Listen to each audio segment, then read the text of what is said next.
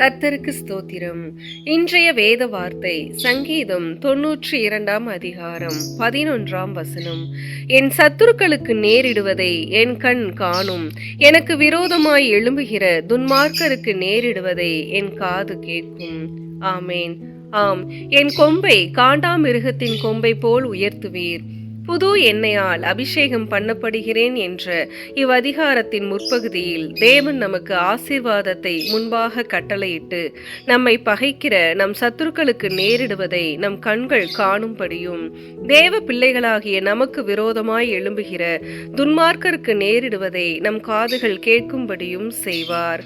மெய்யாகவே நாம் இயேசு கிறிஸ்துவுக்குள் அவர் வார்த்தையின்படி வாழ நம்மை அர்ப்பணிக்கும் போதும் அதன்படி வாழ நாம் முயற்சிக்கும் போது நம்மை சத்தியத்திற்குள் வேரூன்றாதபடிக்கு எதிர்த்து நிற்கின்ற சத்துருக்களுக்கு நேரிடுவதை நம் கண்கள் காணும்.